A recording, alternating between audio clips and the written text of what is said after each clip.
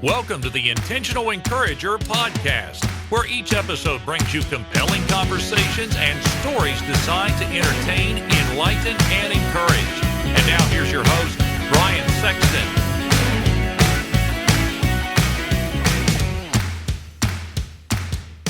And welcome into the Intentional Encourager podcast. I'm your host, Brian Sexton, and thank you for joining us again today. A little bit different setup. Sometimes it's good to change things up, but I wanted to match the decor of my friend and guest today, Marshall Wilson. Marshall is a West Virginia state delegate. He's currently a sitting delegate until January when his term expires. And the reason is because he was an independent candidate write-in for governor of the state of West Virginia this year. He is a military leader, a planner, so many things that he's going to tell us about. But most importantly, he's my friend, and he is a patriot and a loyal servant to the United States of America and to our country, and to our state, I should say. And so it's my honor to welcome Marshall Wilson to the Intentional Encourager podcast. Marshall, how are you today? I'm doing great, Brian. Thanks for making time for me. It's an honor to be here. Man, it's an honor for me to have you. You and I have known each other throughout this year. We actually first met in January through a mutual friend of ours, Alan Witt, who's the president of the West Virginia Family Policy Council. Alan had you and I stand with him as he was filing to run for the United States Senate against Shelley Moore Capito, our incumbent senator from West Virginia.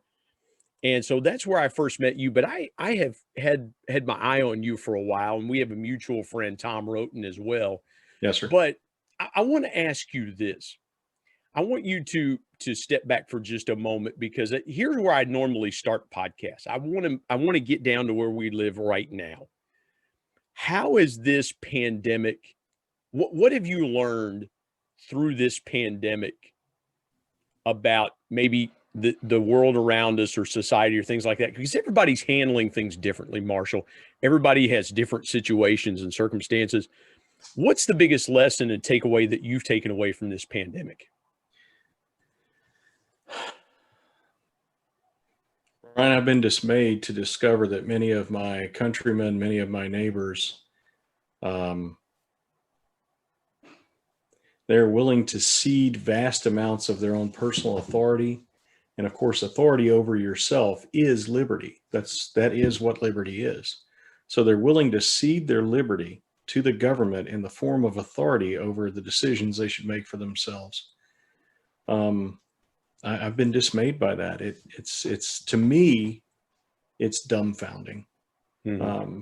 The government exists for one reason and one reason only, which is to uphold and defend your individual natural rights. That's it. That's the only reason we have a government.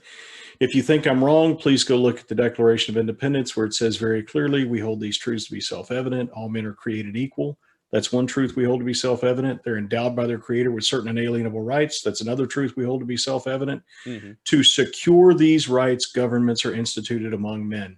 The founders of the United States of America found that truth to be self-evident. It didn't require any discussion. It was obvious to them.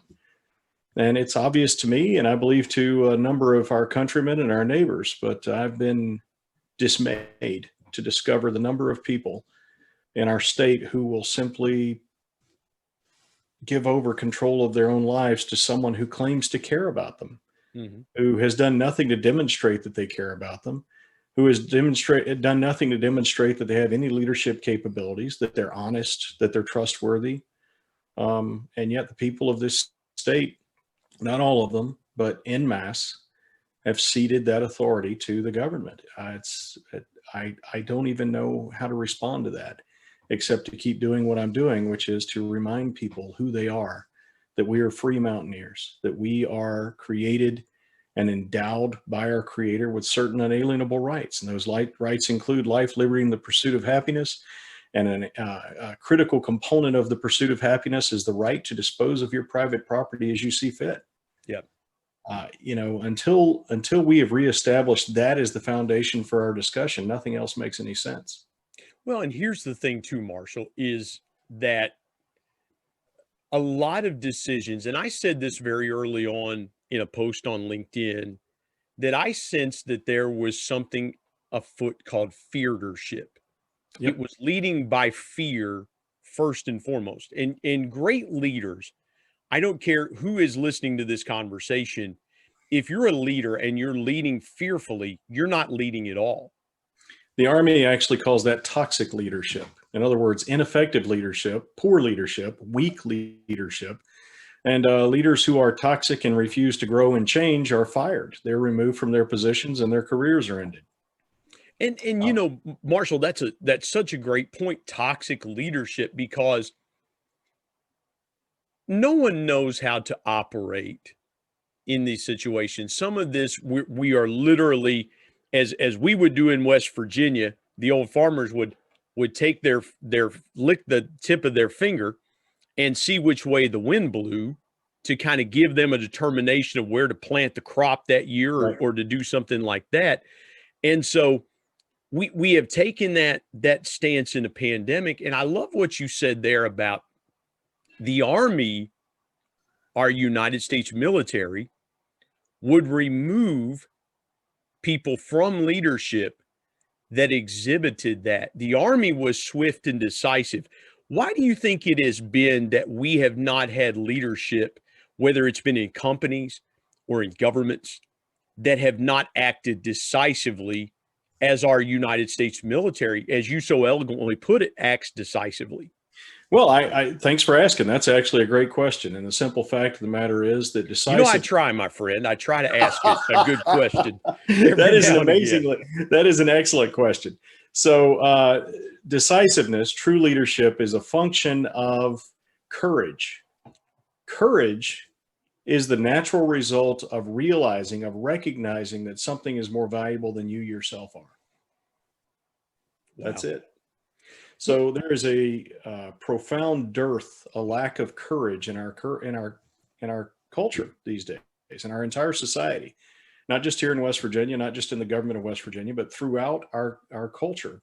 We are shot through with a lack of courage, and courage is not bravado. Look, I'm a combat veteran. I spent 20 years leading troops in the infantry. I've seen courage. I've seen bravado. I've seen the whole, let's stomp around and make a bunch of noise and act like we're cool. I reject that out of hand. But I have seen men calmly, and women calmly, dispassionately make decisions that put themselves in severe danger. And some of them paid a severe price for it, because they recognized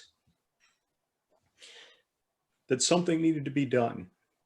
It had to be done. And they were there. They may not have been the best qualified person. They may not have had the best plan, but they were there and they accepted responsibility because they had courage. That is leadership. Courage is a function of recognizing that something else is more valuable than you yourself are. I'm going to go here for just a second. And Marshall, I typically, when I do these podcasts, I am very much apolitical because I want to reach a broad spectrum of people. Encouragement is universal. Doesn't matter if you're Republican or Democrat, independent. Doesn't matter if you're black, white, Asian, Hispanic. If you're a human being. Exactly. If you're a human being, encouragement is universal. Yes, sir. But I want to say this. I have seen so many leaders in government and in business fail to encourage the citizenry and their people, because what happens is, and I believe this, Marshall, I believe that the reason that we're seeing governments on a state and local level acting the way that they are is that no one wants to bear the brunt of responsibility for a perceived lack of inaction. So in other words, if we had not had mandates that forced citizens to wear masks and things like that, and you can believe whatever you want to believe about wearing a mask or not wearing a mask. That's not what the discussion is about. Here's where I'm taking us. The simple fact of the matter is, I believe that most of these things were done as a Teflon mechanism so that a leader couldn't say, well, I did everything that I could do. Right. I tried to protect the citizenry. That's what I swore an oath to do. And many times, Marshall, that's not what they were sworn an oath to do. Nope. You cannot protect every citizen from their own individual rights to, as you mentioned a moment ago, to have life, liberty, and the pursuit of happiness. My government can't protect me from a car accident, nor can my government protect me from getting cancer, Right. nor can my government protect me from getting diabetes. Forgive me for preaching a minute, but I just have seen this perception of, and I think it's translating into other forms of leadership, is that we're going into overprotect mode because we don't ultimately want to be held responsible for the decision that someone individually makes, that they will then, when it turns out badly, go, you should have protected me, big mighty company, big mighty government, because of our litigious society. I know I've said a mouthful there. I want you to respond to that. Okay. And what you're seeing as well, too, because I think you've been in those halls of government. I think what you've really done is just given the context for the statement I made a while ago. It's a lack of culture, a lack of courage. The fact of the matter is people refuse to accept responsibility because they're afraid of the consequences. They're afraid to be, maligned in the press. They're afraid to, be sued or whatever. Well, the simple fact of the matter is that fear, Winston Churchill said, never take the counsel of your fears. I'm not saying that fear is useless. I mean, the Lord gave us a reason that we could feel fear, but the idea behind fear is to bring your attention to something so that you can then do something about it. Now, the problem is that you need to do the right thing about it. Right now, we've got people who are so afraid of being wrong that they're unwilling to do what's right. Yeah. And so they do what other people tell them to do so that they can then pawn off that responsibility to someone else and say, well, all I did was what the experts told me to do. Well, which experts? How did you choose those experts? I'm not an epidemiologist, but if I am an expert in anything, it's in strategic planning, strategic and operational planning, especially emergency operations planning. And also in, I have a master's in national security with a focus on how free societies devolve into totalitarianism. So if we're going to listen to the experts, I've been listening to the experts for years, and they say we are devolving into totalitarianism, and that's the real threat. The real threat is, go ahead. Let me ask you this, because you sparked something there that I had to follow up on with you. You talk about strategic planning and decision making, and I don't care if you're in the military or you're in a business, large or small, or you're in government. If you cannot strategically plan, you are going to have a 0.00% chance of success, because nothing just falls out of the sky. And Marshall, I want to ask you this, and it's probably a simple yes or no answer. In looking at leadership and studying leadership, as you mentioned, in the United States Army, from great men and women, and you talked about the bravado sometimes and things like that. Have you ever seen a great decision made based solely in fear? No, absolutely not. As a matter of fact, fear is the common denominator in almost every cataclysmic decision I've ever seen made. Fear was the motivating factor for almost every cataclysmic decision I've ever seen made. Man, so good. So good. I want to transition here for just a moment. Your story, and we're now going to transition to your story, because I want folks to understand you. And I saw that. Oh my, yeah. I'm a weird dude, Brian. I'm a really weird guy. You know what? This podcast was made for you. Look at the host of this thing, man. Do you want to talk about, hey, yeah. I'm the only guy that'll rock a Cincinnati Bengals sweatshirt after they got trounced 36-10 on Sunday. Speaking of courage. Well, no, it's just called you can't help your raising. That's all it is. I was raised to be a Cincinnati Bengals fan. So I'll pray for you. I know misery very well. I should say I'm a man of constant sorrow, as the old movie, Oh Brother, Where Art Thou? Yeah. Marshall, you came to this state and you decided to do something pretty brave. And I've said this, there are a lot of great men and women who will listen to this podcast and they'll say, I have thought about running for political office. And I think the greatest thing that inhibits great men and women from running for political office is one thing, and that's money. Because our founding fathers, and I've said this to people, I said, look, our founding fathers never intended for the wealthy to govern, because they came from a society in England where the wealthy governed. And there's your history lesson for the day, by the way, if you're listening to this podcast. But when you came to West Virginia, what was the main impetus for you to want to be involved in state government? Because you went to state government and you went there for a purpose. You were intentional, as this podcast is named the Intentional Encourager Podcast. You were intentional about what you wanted to do, but what was the decision to say, I'm going to run for state government here in West Virginia? Well, let me give a little context if I've got a minute. You've got, according to my watch, the floor is yours for the next 25 minutes or so. Thanks, Brian. Okay, so I want to clarify something. I am from another state. I grew up in Louisiana, Mississippi, and North Carolina. My dad was military, and then he was in college, and then he was in seminary. He went to Wake Forest Seminary, so we moved up to North Carolina. And then he was a traveling preacher, and then he was a pastor. So, I've heard a lot of people say that I'm a carpetbagger. Well, first of all, I'm from a lot farther south than we are right now. So, yeah, and let me put some geographical context in this. Yeah. Marshall and I live about 5.5 hours away from each other. We're in the same state. Right. But it is closer for me.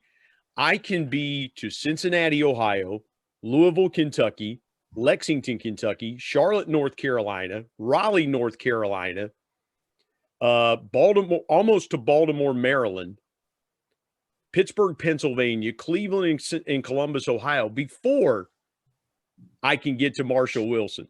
In fact, if I would go to Pittsburgh, Pennsylvania, I would probably have time to sit down and eat a meal in the same amount of time it would take me to get from my driveway to his. That's how elongated our state is. So, yes. Yeah, just for those that may not be geographically familiar with the state of West Virginia, and you should be, come visit us and leave your tourist dollars. Yes, it's a great place. The people are amazing, and the terrain is stunningly gorgeous. It is. Man, I've lived all over the world. I have lived all over the world, and I've seen some beautiful places. Europe, South America, Middle East. I've seen some beautiful. I've been to the Far East. I've seen some stunning stuff.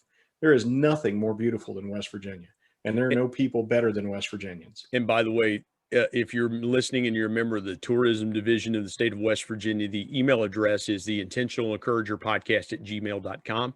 So feel free to send your guy a little PayPal blessing here. But no, what made you decide to run when you got to the state and you began living here? What made you decide to run for state government? So I moved to West Virginia from Louisiana because I married a girl who lived here, and I like her a lot. And the only thing, she put up with all of my insanity and all of my crazy ideas and everything.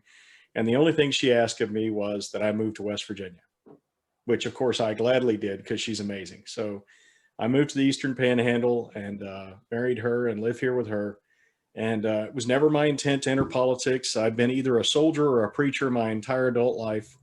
And as such, I never actively or publicly engaged in politics because, as a soldier, I wasn't allowed to. And as a preacher, I felt that it was my duty to focus on the higher mission.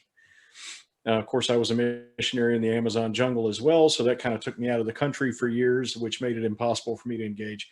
But I got to West Virginia, and a friend from church mentioned to me a particular, it's called the Convention of States project of Citizens for Self-Governance. Now, there are various proposals for conventions of states, but this particular one is called the Convention of States project of Citizens for Self-Governance. I became very interested in it and became a grassroots member of the organization trying to get it passed in our legislature. And as such, I went to Charleston one day simply to watch them argue about it. I went to the Judiciary Committee and was horrified and livid by the time that I left at the silliness that went on. And, the fact is, I had just come home from Iraq. I had commanded 130 men in combat. And, I had brothers and sisters who gave more than anybody should ever be asked to give. Mm-hmm. To uphold our Constitution. And our Constitution was created to uphold and defend our individual natural rights. And I sat in these committee meetings and went to the floor session and listened, not just specifically about Convention of States, but the entire process. And I thought, these people are making a mockery of everything that my friends gave everything they had for. Yes. And I want you to understand, I'm not the only military member of my family. I have a wife who's in the Navy and has been for a long time, and a daughter who's in the Navy and has been for a number of years. And I've got a son who is, working on becoming a Marine. So this is not a joke to me. This is not, some personal issue. It's a foundational and critical issue. So I got home, like you said, 5.5 hours later. Yeah. And you have to understand, Brian, I'm not an angry guy. If I had my choice, I would spend the rest of my life reading books, drinking coffee, and making silly jokes. That would be my life. Hey everybody, Brian Sexton here. I want to tell you about our sponsor, SEO National. SEO stands for Search Engine Optimization. Now what's that, you might say? Well, search engine optimization helps you show up higher on search engines in front of paying customers for words that you as a business owner can monetize. What a great concept. SEO National is owned by my good buddy Damon Burton, who's been a guest here on the Intentional Encourager podcast. Not only has Damon and his team worked with businesses of all sizes, from e-commerce startups to NBA teams and Shark Tank featured businesses, but more importantly, Damon and his team are about transparency, trust, and providing lifetime value. So much so that he still has his first customers after opening SEO National 14 years ago. Let me give you some intentional encouragement and call Damon and his team today at 855-736-6285 or go to www.seonational.com and get a free quote. You're one of the most well-spoken and thought-out people I know. I know that about you, and I wanted to interject there. Thank you and your family for your service to this country. I believe, and I'm trying to teach my 20-year-old son that any time that someone who has served our country actively or inactively, honorably discharged, should be thanked for their service. So thank you and your family for your service. We just think we're doing our job. That's all. Just doing what we're supposed to do. But thank you. I appreciate you remembering my family. So I got home 5.5 hours later. And like I said, I'm not an angry guy. I don't walk around mad. It actually takes a lot to get me riled up. Mm-hmm. I got home and I was still angry about the way that these people had treated everything that I hold dear. And, got home, my wife met me and she said, what's bothering you? And I told her. And she said, well, you need to do something about this. I said, what am I going to do? My skill sets, I'm a soldier and I'm a preacher. What do you want me to do? I don't have the training. I don't have the background to become a politician. And she said, well, how do you know?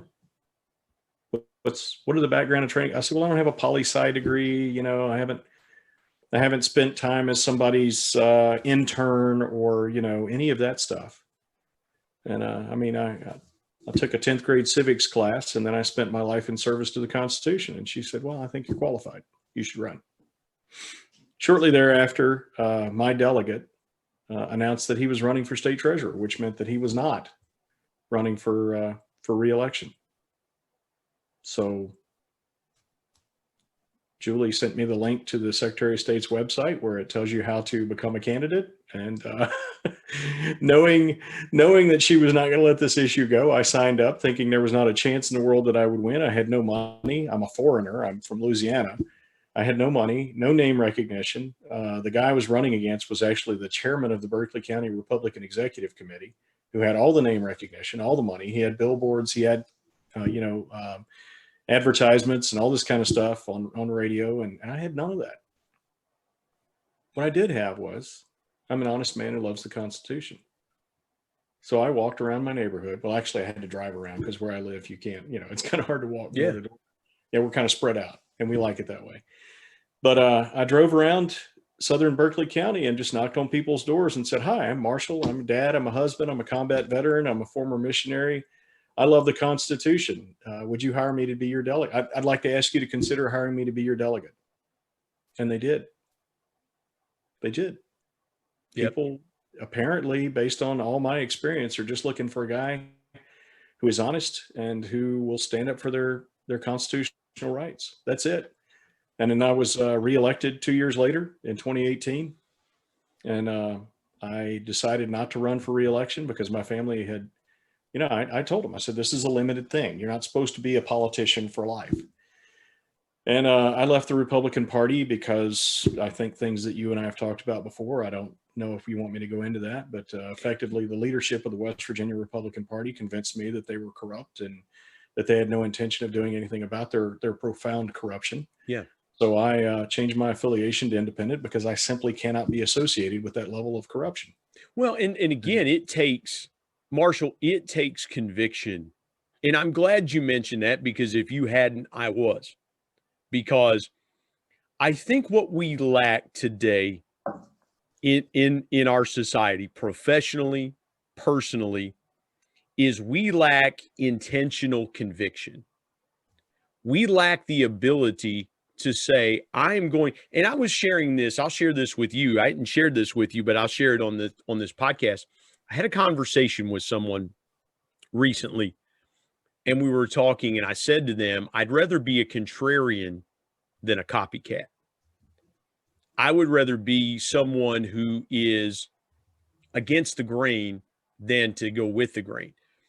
Was that a difficult decision for you to go, I'm going to break away from the Republican Party because they don't align with my values, or was it for you very easy? Well, first of all, I'd like to address the kind of the setup you gave there. Socrates said that the unexamined life is not worth living. You're talking about living intentionally and making intentional decisions. Well, the unintentional life, the unexamined life is not worth living, according to Socrates, and I agree with him.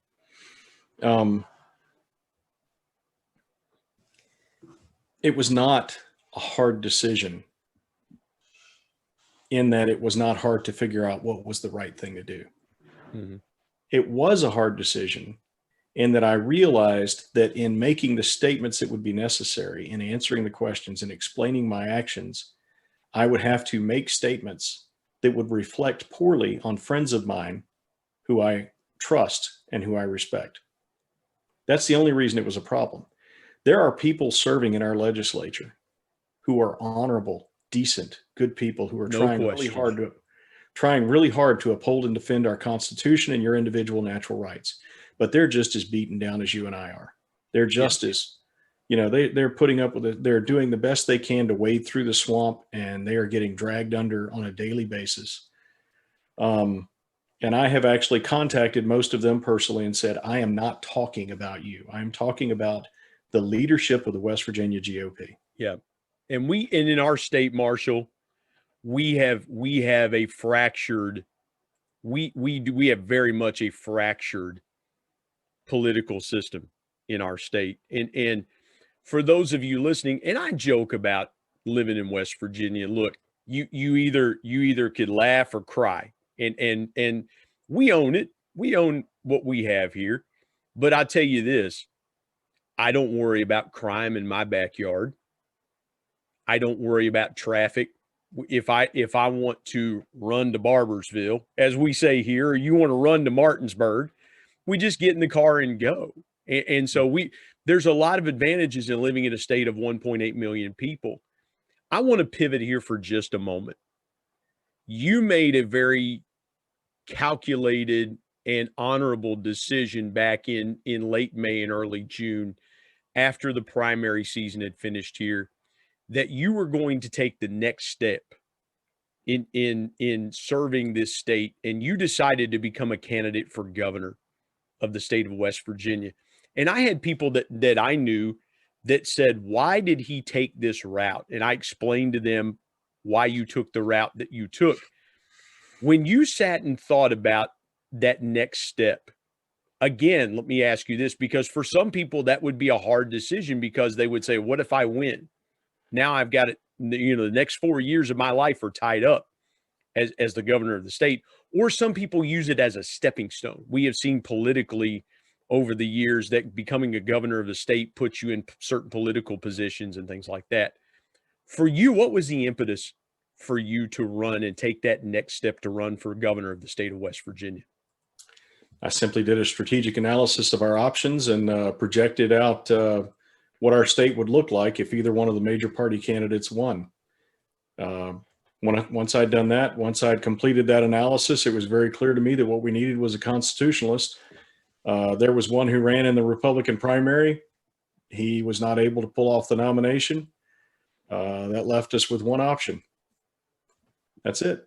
That was the decision process. I looked at where my kids, the state that my kids would live in, if we didn't have someone who would uphold and defend the Constitution, and projected based on what I was looking at that time, that sooner or later there would be a mask mandate. Sooner or later there would be a mandate that businesses be shut down. Sooner or later there would be utter control of our society by people whose intent and whose capabilities I do not trust. And I didn't want my kids to live in that. And I want my kids to raise their kids in a free, just, prosperous, and secure society. And, once again, there's a mission. I'm the guy standing here. And may not be the best guy for the job, but I'm the guy standing here who has the understanding of the mission, and I'm going to take up the ball and run with it. And that's what I did. And let me clarify that you did something miraculous. And I want to say this to you, because I haven't got the chance to say this to you, but now that on the podcast is as good a time as any.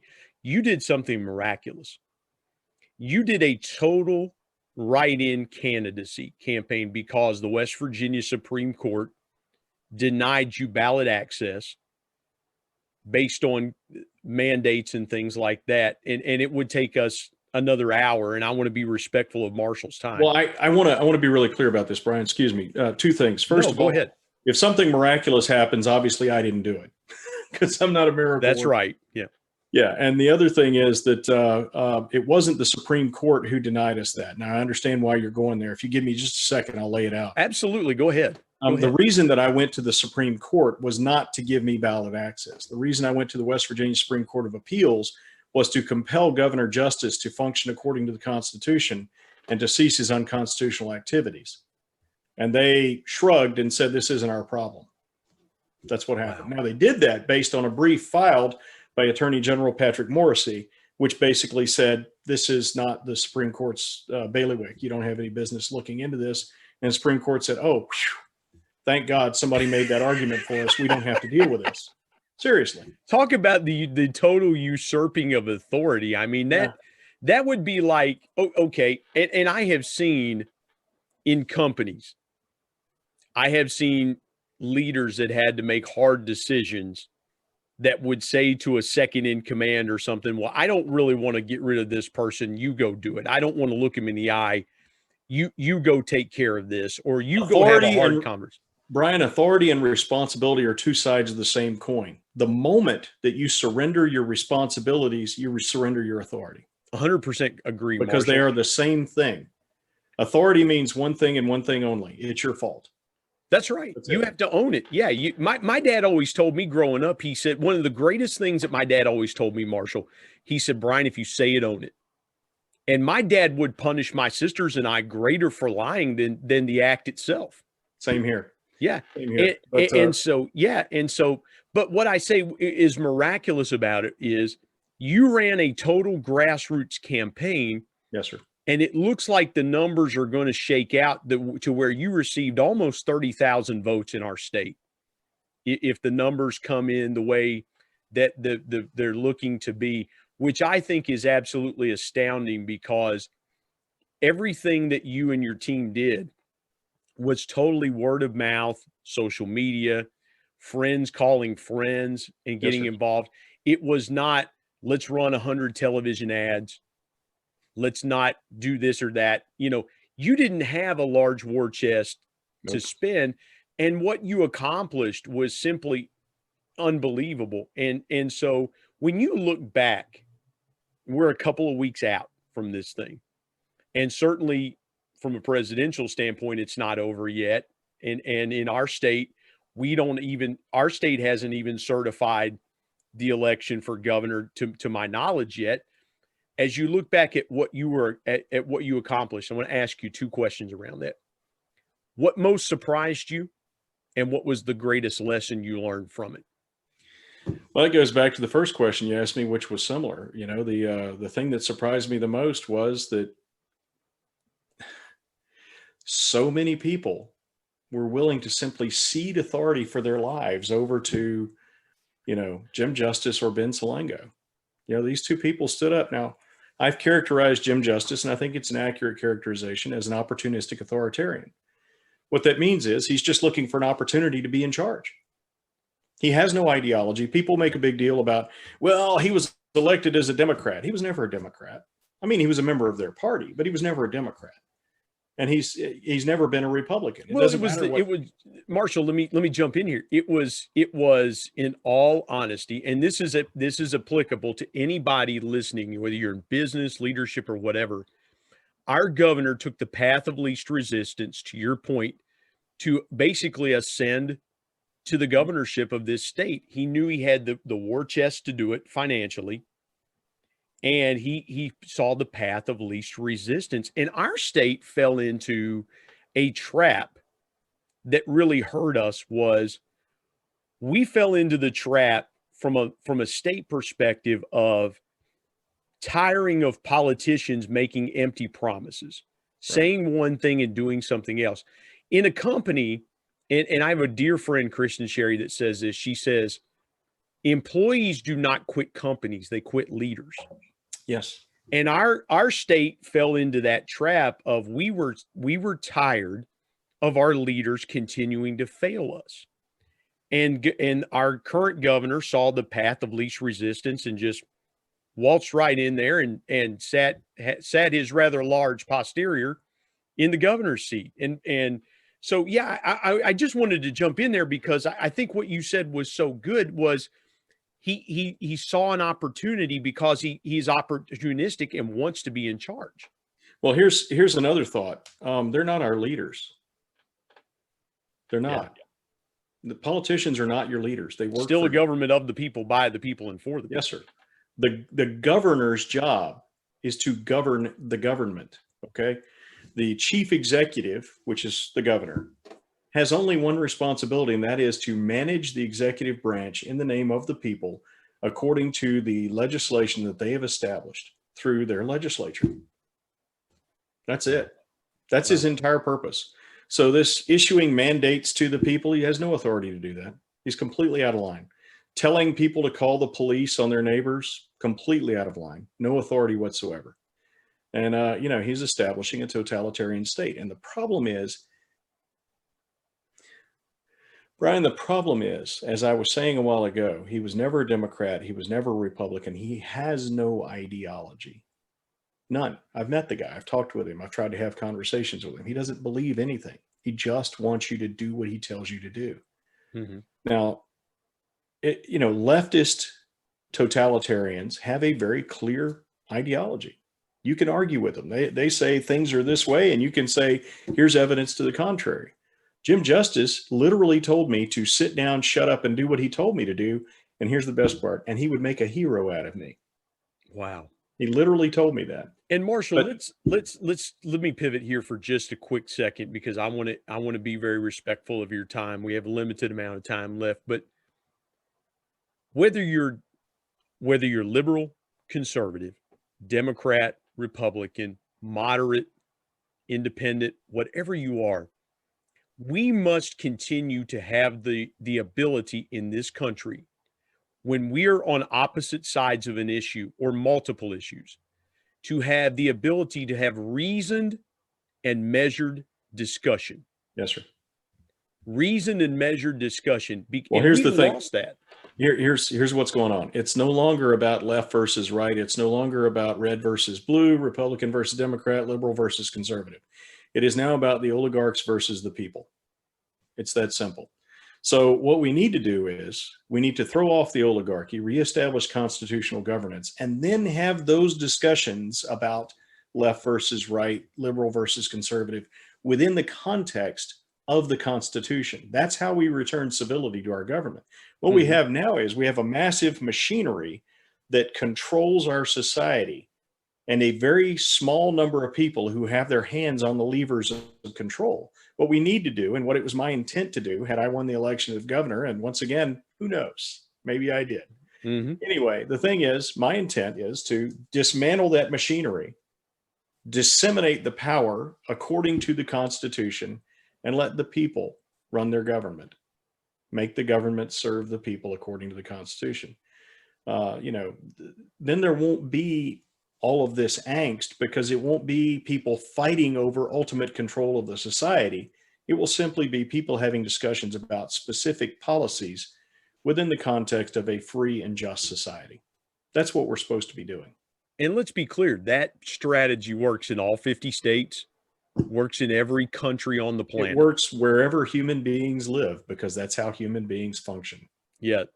We didn't get into your story. We will do another Intentional Encourager podcast, because I want to get into your story.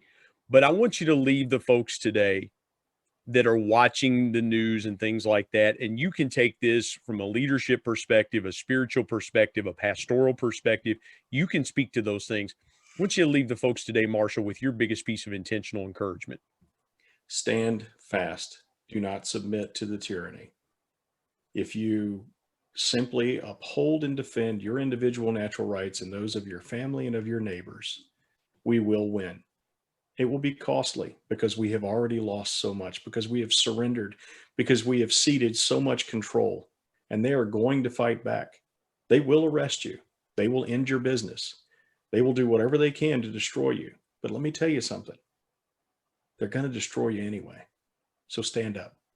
Thank you, sir. Well, and again, I think that translates to business. I think that translates to leadership. If you've got an issue with a leader in your company, stand fast, have that conversation with them. And because here's the thing, and I'll say this, and I don't want to jump on what you said was beautiful. We've got to understand that in order for us to continue to be treated as human beings, whether in business, personal, things like that, we have got to stand respectfully and say, listen, I disagree, and I'm not backing down. I'm not going to get belligerent. I'm not going to get angry. I'm going to remain calm and tactical. Calm. Yeah. I will not comply. I will not comply. Absolutely. Very calmly, very respectfully. My thanks as always to producer Brian very well Sexton said. and Marshall, technical let people know advisor where they Matt can Meek. connect with you. And This the has been a ultimate powerful thanks goes podcast. to the Lord Jesus folks know where they Christ, can who provides connect. intentional Well, encouragement every currently day. I'm in the process of switching my And until next social time, media remember, accounts everyone, over to everywhere, the ones that any are time and any place, less can be an infused intentional with leftist theology. So Good way to put it.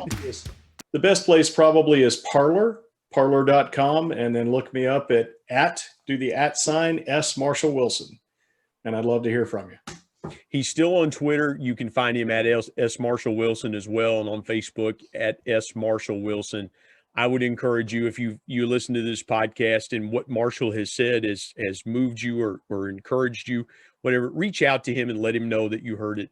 Marshall, my friend, this has been riveting conversation. I appreciate you joining me today on the Intentional Encourager podcast. I really appreciate your time. Thank you, sir.